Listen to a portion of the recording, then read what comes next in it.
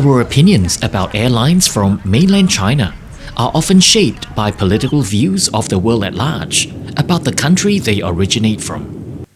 So I approached 中国南方航空, China Southern Airlines, with an open mind and set my expectations to zero. And let's see if they'll emerge a hero. Step 1, wake up early, gonna rise with the sun. Step 2, get some good, some food in you. Step 3, think real hard about what you wanna be. Step 4, everybody just do your thing. Wake up, today's gonna be a good day. Wake up, today's gonna be a good day. Wake up, today's gonna be a good day.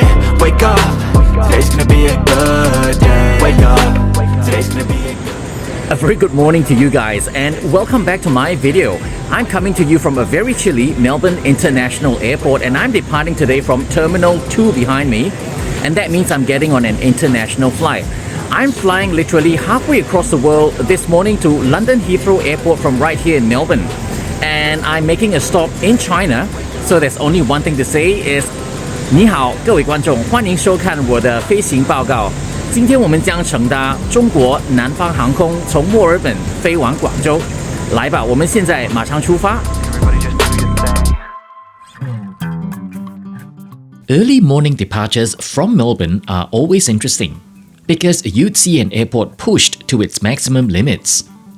On both domestic and international sides, the check-in halls are bustling with passengers eager to get a move on with their lives, away from this Skytrax awarded Best Airport in Australia for the year 2023. If you're new to my channel, my name's Ryan.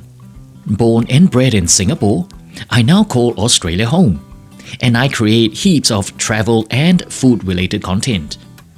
This trip sees us set foot in 5 countries over the course of 2.5 weeks. We stop in China for a first glimpse into an often misunderstood country. And then we set off to the UK, where we'd spend most of our time in Scotland as part of a wedding party. And what an eventful week that was. We then make our way towards Scandinavia, stopping in Denmark, and I pay homage to Sweden, because every person alive needs to visit the ABBA Museum and know that the meatballs you have in IKEA taste nothing like the ones in Sweden. We make a brief stop in Finland before heading back to the UK for our extremely long flight back home. This travel series will be filled with flight reports, destination vlogs, and a train journey thrown in for good measure. And these videos will be linked in the description as and when they're published. So make sure you hit the subscribe and the bell icon so you won't miss the next episode coming up. Giving me a like is a good way to support my channel. So here's the thanks, because it's very much appreciated.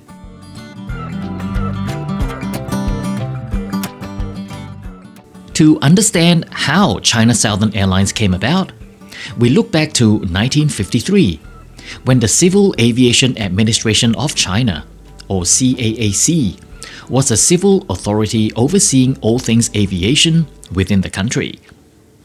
CAAC also functioned as an airline, which saw the network reach far and wide using Western-made aircraft types. In 1988, the State Council decided to split CAAC into 6 separate airlines and named them after the geographical region of their operations. Air China, based in Beijing, China Southwest Airlines, based in Chengdu, China Eastern Airlines, based in Shanghai, China Northwest Airlines, based in Xi'an, China Southern Airlines, based in Guangzhou, and finally, China Northern Airlines, based in Shenyang. Over the years, consolidation has further led to the mergers of these initial 6 entities into 3, forming what is known today in China as the Big 3.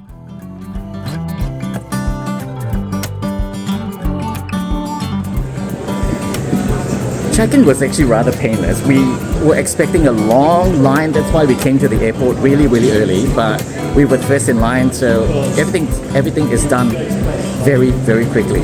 Now, this trip is going to be a really long one because when we arrive in Guangzhou, our transit is 19 hours. But it's actually not too bad because this is a morning flight, so we arrive in Guangzhou at 6 p.m. So we have an overnight stay, and our flight to London doesn't depart until 1 p.m. the following afternoon. And we arrive in London in the evening, so hopefully the jet lag will not be too bad by the time we arrive in London. So check-in all done. Let's head to immigration now. Let's go. This is just something to take note when you are in this departure area of Melbourne Airport. This is the international terminal. It's quite a huge area. You have probably about 1, 2, 3, 4, 5, 6, 7, 8, 9, about 10, 11 gates around here. Full of wide-body aircraft departing, but you only have 4 toilet cubicles. So if you need to urgently take a dump, good luck to you, because they're all full. There's 2 over there behind me, and there's 2 on the other side. So it's just only 4 toilet cubicles if you want to take a dump. So good luck if you really need to go, yeah? China Southern currently operates 17 weekly flights between Melbourne and Guangzhou. So you have a choice of a 10:20 a.m. departure, like what I'm doing today, or a 9 p.m. departure on certain days of the week. Neither of these 2 flights connect to any London flights from Guangzhou Baiyun Airport. But I'm sure you can seamlessly slide into their wide network within China or Northern Asia very easily.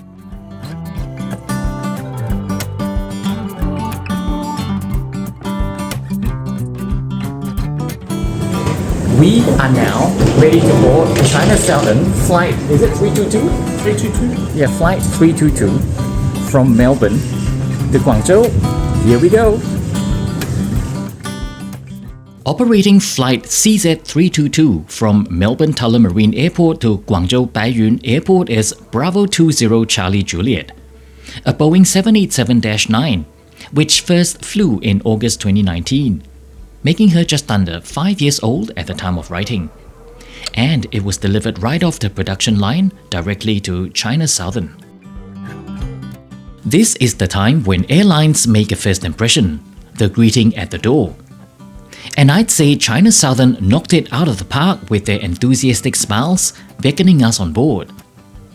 Welcome to this Dreamliner, which houses 28 business class seats, which uses the Thomson Vantage XL staggered shell seats in a 1-to-1 configuration. Back here in economy, we have a 333 configuration housing 269 seats spread out over 2 cabins. And with each passing flight attendant, the enthusiastic smiles never fade. As we settle in our seats, the supervisor in a blue uniform even notices my GoPro. She realized I'm conversant in Mandarin, smiled and said, "Oh, you're filming. Don't forget to look at this, okay? It's an amenity kit filled with toothbrush, earplugs and other things." This was really a fantastic start to the flight, and I could feel it in my waters that I was going to enjoy every single second of it.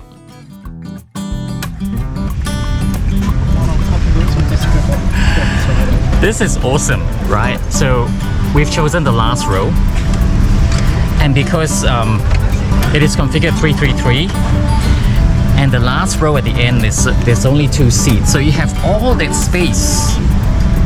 You've got all that space here to do whatever you want. Awesome. Clearly, I was so excited to get on board. But let me show you this gigantic responsive PTV behind every seat. Tray table is bifold, which can then be moved back and forth.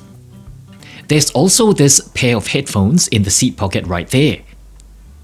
Placed on the seats were the standard long-haul items of a pillow, blanket, and this amenity kit, which I will go through the contents with you in a bit.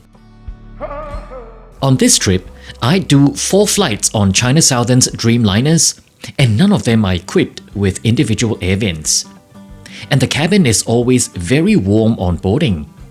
While it's nice in Melbourne's winter, it's not so fun in the warm humidity of Guangzhou's summer. Have a look at this stylish looking no-brand amenity kit. I mean, wow! I have to pinch myself that this is economy class. The generous contents included a comb, which looked dangerously like a weapon once folded open. This cooling cream is really a tube of toothpaste. There is also a box of airline branded earplugs, so you can't hear the flight attendants yell at you to brace for impact. And this pair of eye shades, so you can't see out of the window to take in the point of impact during a crash landing. And finally, a toothbrush. All in all, this is a very comprehensive kit for economy class, don't you think? The software in this PTV is powered by Panasonic avionics, and everything is touchscreen sensitive and very responsive. From this crisp looking flight map to the most important bit, the entertainment content. Look, the movie selection did surprise me. I wasn't expecting so much English content. In fact, they had the same number of English movies as they had Mandarin ones. And that's saying something for a Chinese airline. Although I felt the English selection is rather random, because they had a lot of everything, but it didn't really amount to anything. Am I making sense? Still, I think it's a very respectable IFE system, although they're nowhere near the stratospheric levels of ICE on Emirates or Criswell on Singapore Airlines. The in-flight safety video goes back to basics, without the distraction of dance routines, celebrity cameos, and infusion of comedy. But China Southern adds another layer of seriousness, a warning by an air marshal not to fuck around. Consider yourself notified, because as this was playing, the Sky Marshal made himself known to the cabin by walking down the aisle several times. Clearly, I wasn't stupid enough to push a camera in his face, because I do want to arrive in China in one piece. Unlike other airlines where their Sky Marshals blend in, China Southern obviously shows you who these stern-looking men are. I'm assuming these Sky Marshals are a regular fixture with other mainland Chinese airlines. Am I right? Let me know in the comments.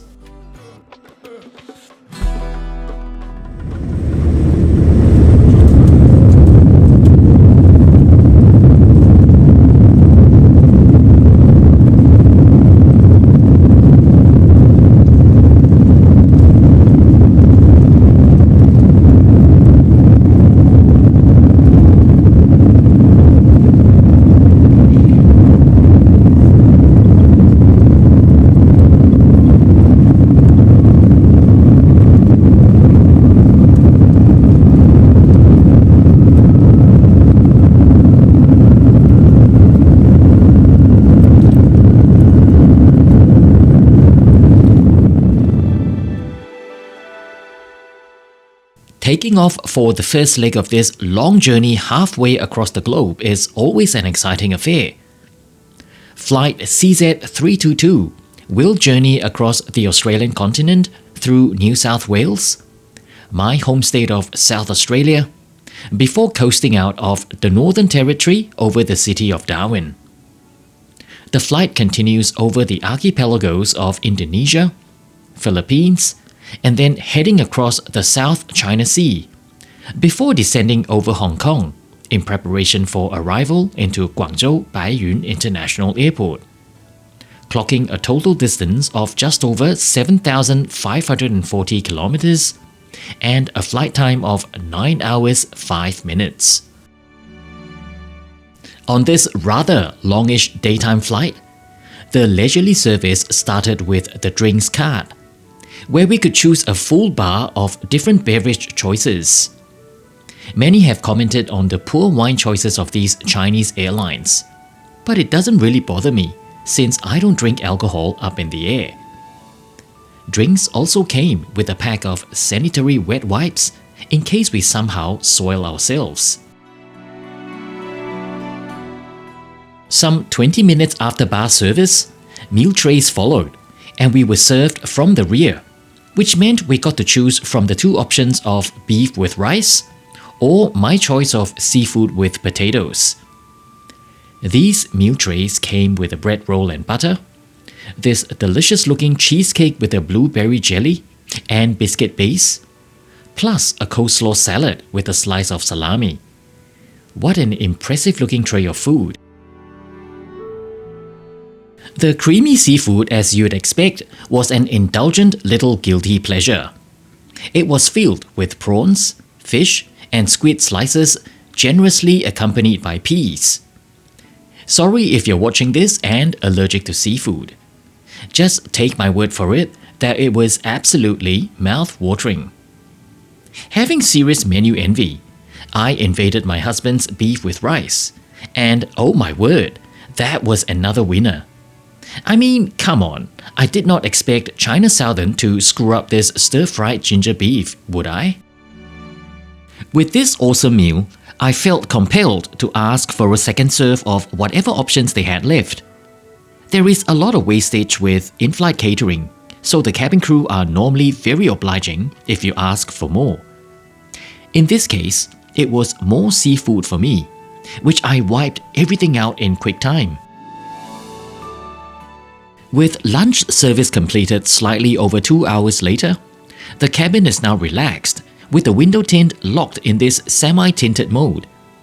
While it's annoying that I cannot control the window the way I want, at least it wasn't set to its darkest mode.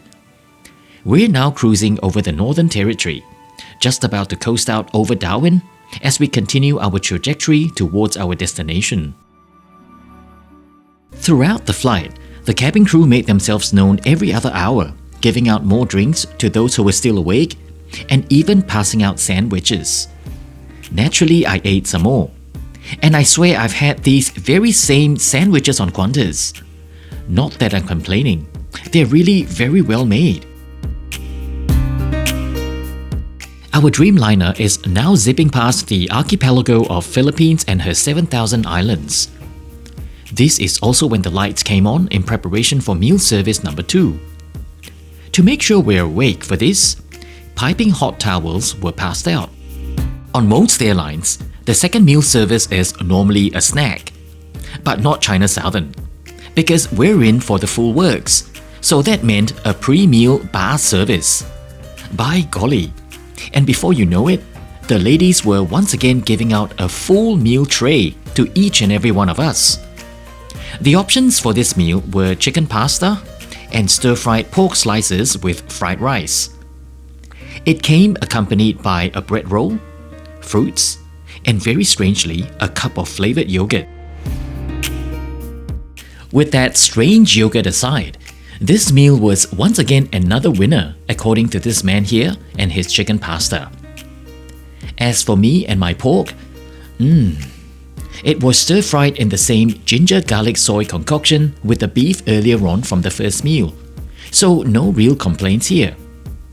And this fried rice was some of the best in the sky.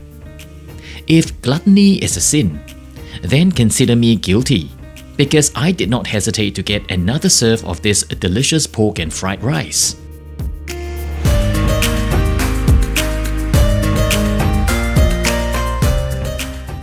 Out of the window, we're now descending with Hong Kong on this side and crossing the border over to China with the mega tech city of Shenzhen in the distance.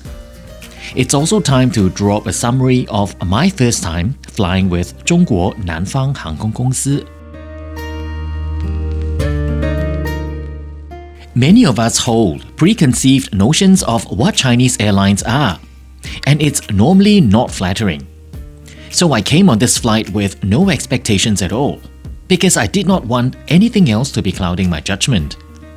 I'm glad I did just that, because China Southern has turned my understanding of a Chinese airline upside down. The cabin crew were all very eager to please, and had an excellent presentation, and all appeared sharp and smartly dressed. Of course, we can accuse them of being militant and communist, but they were mostly friendly, and some of them were even excitedly chatting me up with the rear, giving me tips about where to find great food in Guangzhou. But this interaction only happened because I'm conversant in both Cantonese and Mandarin, the two main spoken languages in that city. Which brings me to the obvious shortfall of the crew: spoken English, or the lack thereof. It was almost non-existent. They struggled beyond asking for your drink and meal choice, so there was no hiding the fact that Chinese airlines are mainly catered to the Chinese. One member of the crew wore a badge which said English, and I'm assuming she's the only one amongst all of them who could hold a conversation. Ultimately, looking at this flight as a whole, China Southern has given me an extremely awesome first impression. Food was great, in-flight entertainment was decent, and the seat was comfortable and obviously designed for long-haul travel. Of course, they aren't going to win any awards like Qatar or Singapore Airlines just yet. But if they keep at it, I'm not surprised if they begin to get the attention of the powers that be. The value proposition cannot be denied, because their airfares are hard to beat, and for the product you get in return, it won't be long before you see me on board another Chinese carrier again. Perhaps China Eastern next time? Or even Air China? Who knows? For now, let's arrive into Guangzhou Baiyun 国际机场, where I'll take you through the arrival process for a transit passenger like us. From the 1st of July 2024, Australian passport holders can now travel to China visa-free. Clearly, when I took this trip, it wasn't the case. While a visa application was required if you wanted to get immigration clearance into the country, this requirement was waived if your airline required you to have a long transit and you had an onward flight out of China towards another destination. This visa waiver, according to China Southern's website, covered the airports of Guangzhou, Shanghai, Beijing, and Chongqing. But when we arrived at immigration, the officers there did not know how to deal with us on this visa waiver arrangement. From our flight, there were about 5 of us on this long transit wanting to clear immigration. And surprise, surprise, the officers spoke very little to no English. So it was up to me to explain to the immigration personnel in Mandarin about our situation and the information gathered from China Southern's website.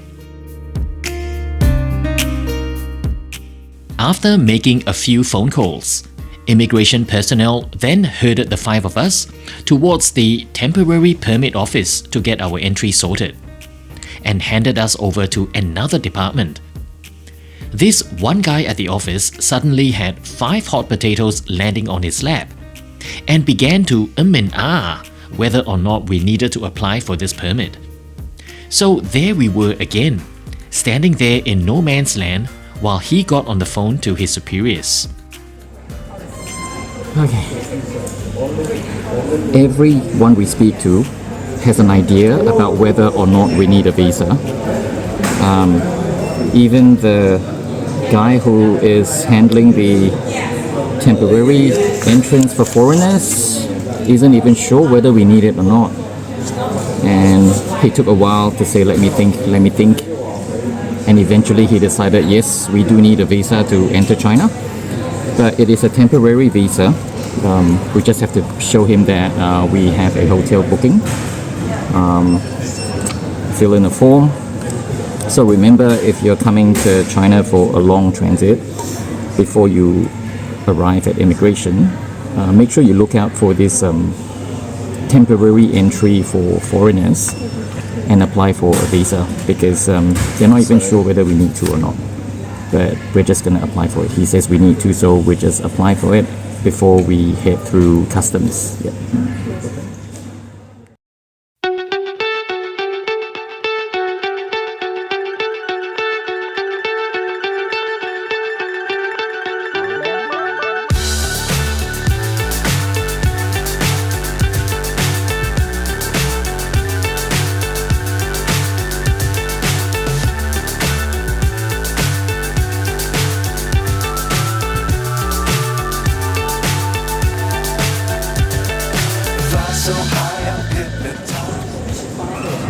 We are officially in China. It's very nice to be here and welcome to Guangzhou Taiyuan International Airport. Yeah, so that was my rather interesting journey through immigration with the entry permit application and stuff. And yeah, here we are in Guangzhou. So that was my flight with China Southern, the first of 4 flights that I'll be taking with them on this travel series of mine. So do you agree with my comments about China Southern? Let me know in the comment sections what do you think. And in the meantime, I'll chuck details of my Instagram on your screen right now, so hit me up there and chuck me a follow so you can follow whatever travels I do in real time.